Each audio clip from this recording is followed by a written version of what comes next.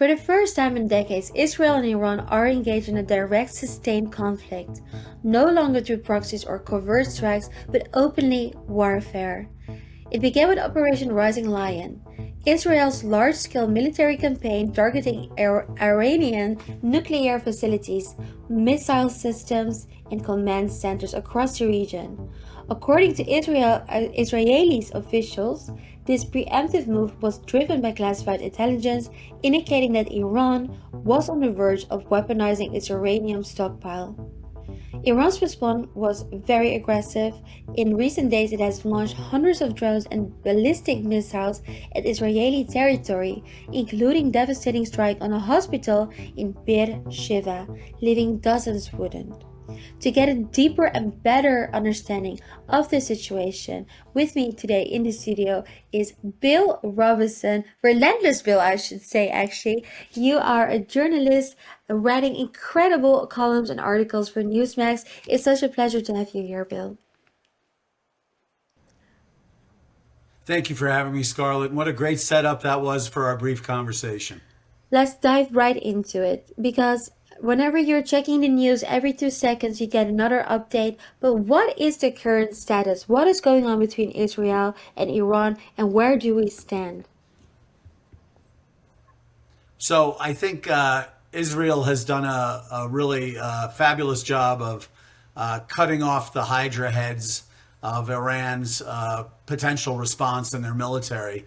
They've killed a number of their top leaders. I think there's one more to go who's the absolute top guy. He's probably huddled in a cold, wet shelter somewhere with the Ayatollah Khamenei. And after those two are gone, and I have a feeling they'll be gone soon, either through direct Israeli or American attack, or Israeli Mossad or Shin Bet or somebody getting to them, or the people themselves removing them. I mean, the Israelis, let's take a little inventory.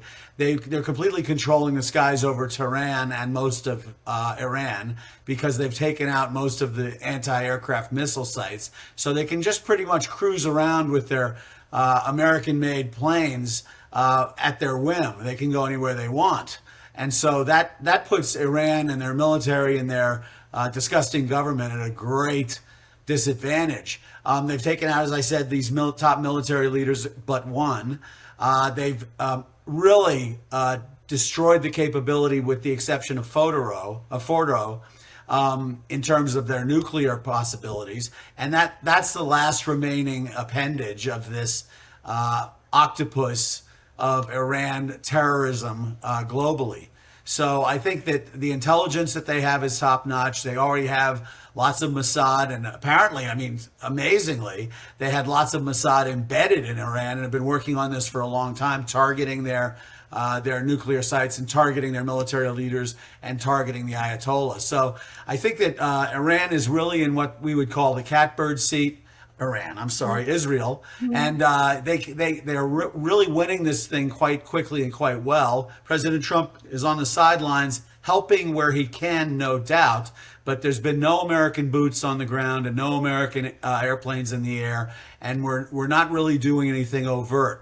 But we are helping them in any way we can without putting boots on the ground or planes in the air. And I think it'll continue that way until we have to use the bunker buster to take out their final nuclear capability at You're already Fordo. going way ahead of me. That was one of the future questions I wanted to ask you.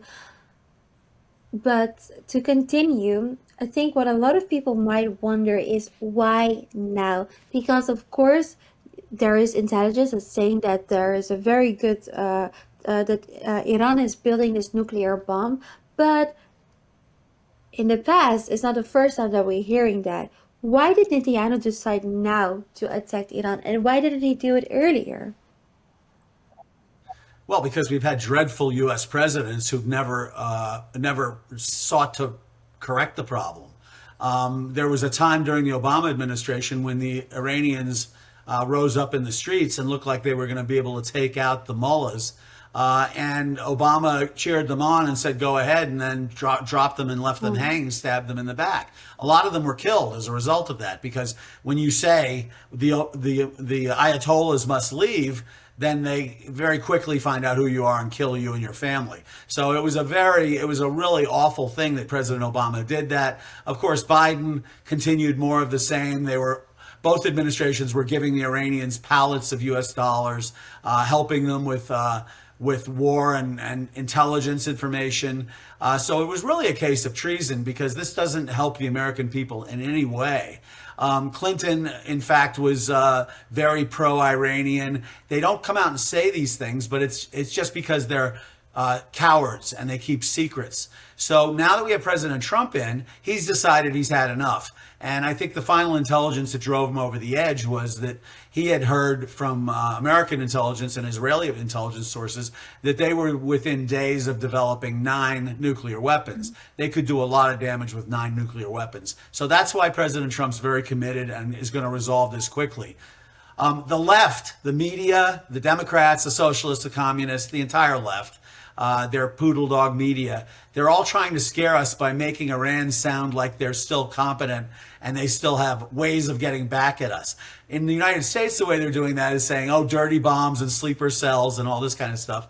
I can tell you that most of the Iranians that came over here, even if they were in sleeper cells and their goal was to destroy us, they've all said, wait a second, it's much better to live in America than in Iran. I'm not going to destroy America. So there's been that conversion. That's not to say that we aren't in danger from hardcore Iranian caliphate, Shiite Muslims. There's probably some here that can probably hurt us.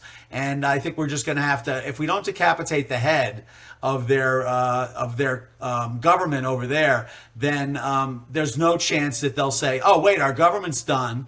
Our nuclear capability is finished. So now we're not going to take any orders to destroy America because we'll just be killed.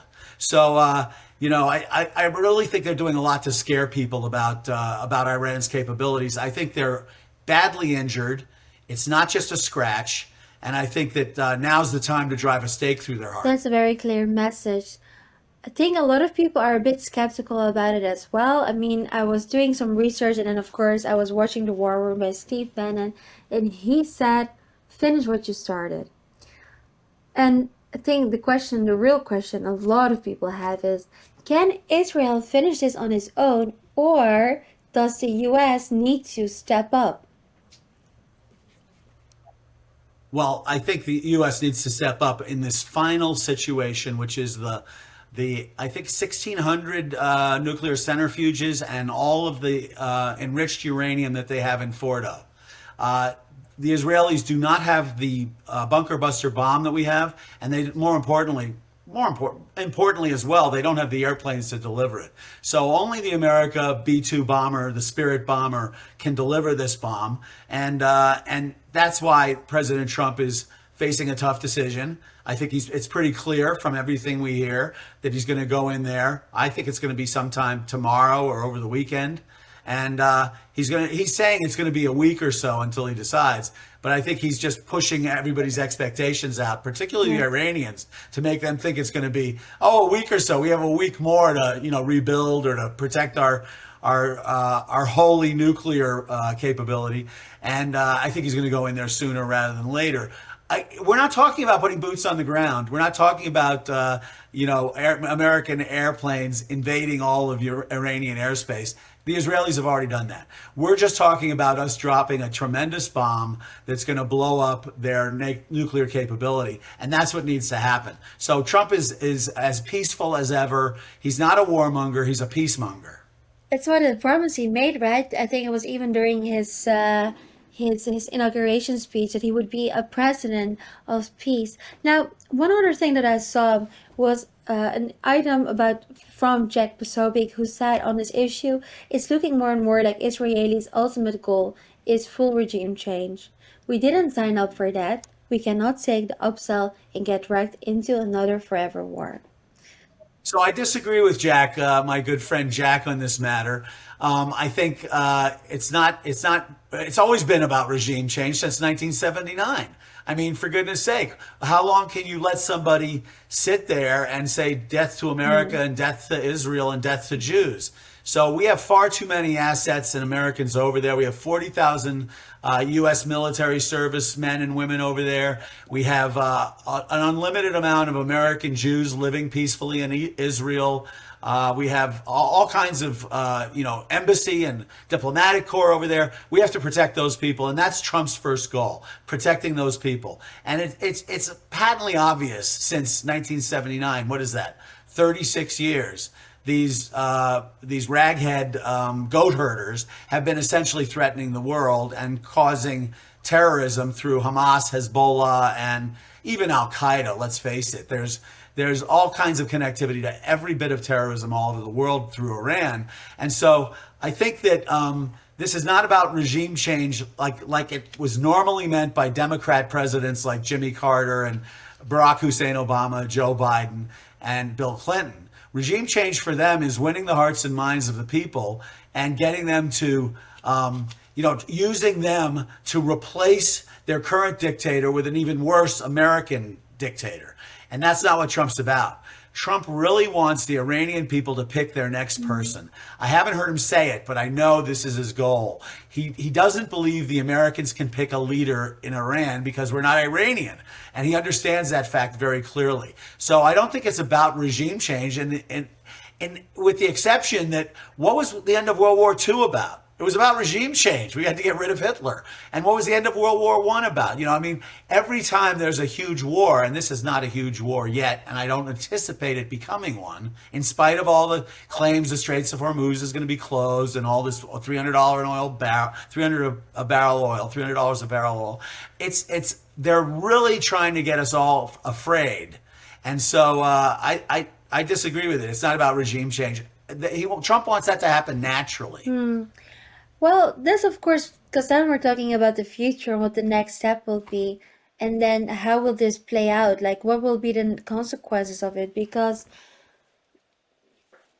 look, if Iran is seriously weakened, and we know that they're forming this bloc with China, with Russia, not necessarily very pro-Western to say it least, is this going to reset the global balance of power? Or are we going to fuse into a new era of proxy wars? It is already rebalancing the balance of power globally. The Russians came out recently, a few days ago, and said they don't support Iran. So that's very good because we've now fractured the Russia-China partnership. And so they'll still be partners, but Russia's chosen a different path. And that's very good. China, I believe, is on the verge of disowning this situation as well. I don't think they have any interest in Iran. I think they're really interested in Taiwan. North Korea is a non-entity and is insignificant in this whole thing, although they're certainly included in the whole axis of evil. So I really believe this is going to force China to re-examine their support of Iran. Some American journalists have said, and I agree with this, that if President Trump doesn't step in and do something and take control of this situation, not put boots on the ground, because that's what they're always saying, they're always shrieking, boots on the ground, boots on the ground.